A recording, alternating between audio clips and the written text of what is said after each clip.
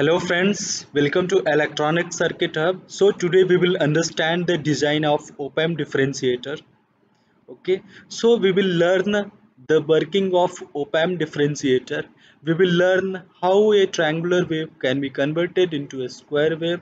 We will see the application of op-amp differentiator. Okay, so what is differentiator? A differentiator output voltage is proportional to the rate of change of input voltage. So what is the application of op-amp differentiator? It is used in analog computers to provide differentiation for analog input signals.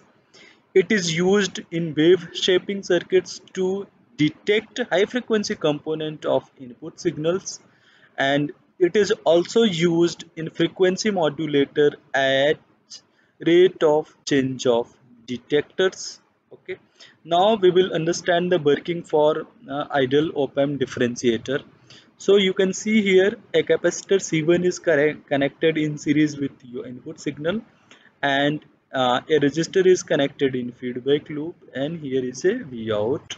Okay, and so we can see here the voltage across your non-inverting terminal is 0 volt, and the same voltage will appear at your inverting terminal because of virtual ground concept.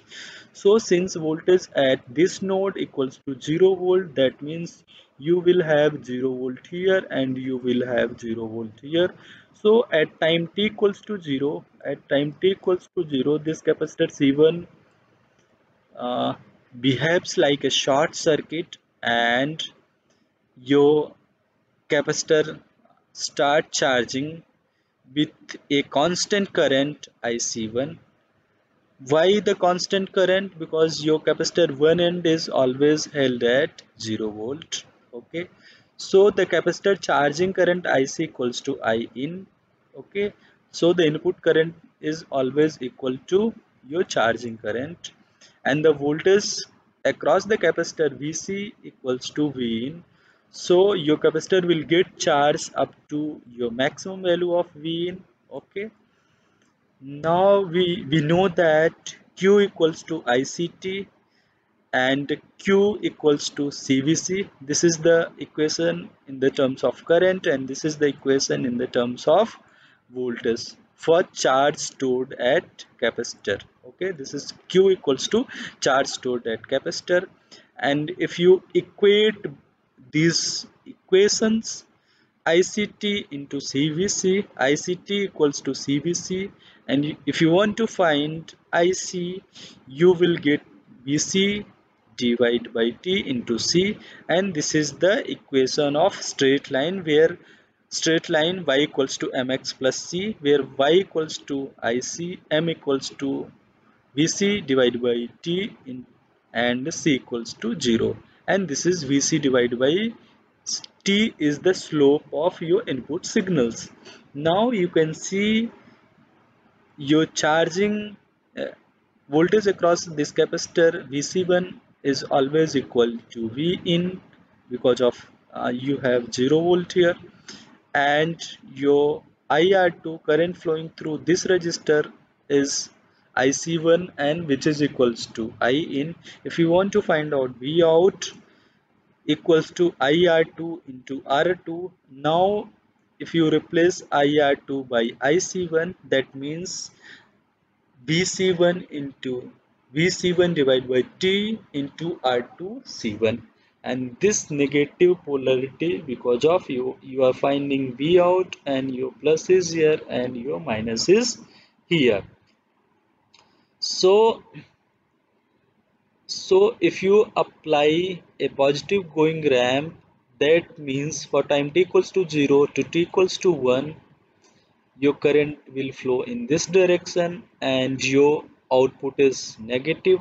That means your for a positive going input ramp signal, your output is negative, and for negative going input ramp signal, your output is positive. At that time your current will flow in this direction. Okay, so what is the slope now? Slope is Vc divided by T, and If slope increases, your V out increases. If your slope decreases, your V out decreases. We will see how.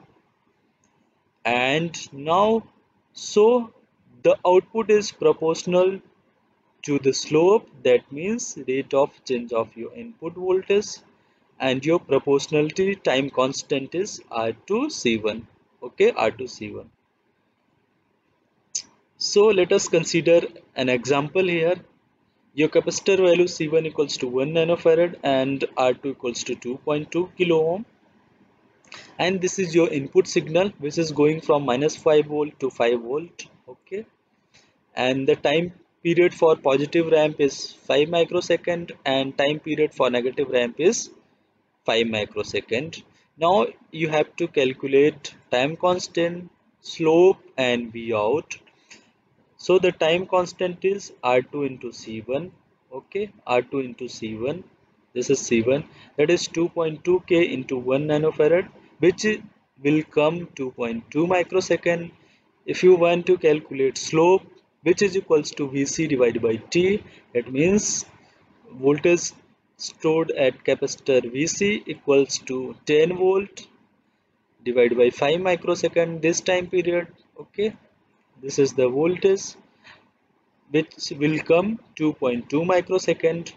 Now if you want to calculate V out equals to slope into time constant for the positive going input signal. That means for the positive slope your output would be negative, and Vc1 divided by T into R2C1. If you replace the value, you will get minus 4.4 volt.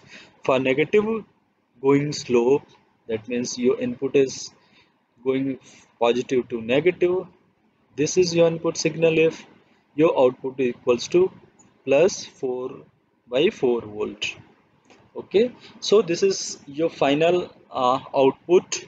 So you can see here how a triangular wave is converted in a square wave. Okay, so in ideal differentiator, the gain increases as the frequency increases. So at some high frequency, your ideal differentiator will become unstable and it causes oscillation and noise. To rectify this problem, we will use practical op-amp differentiator.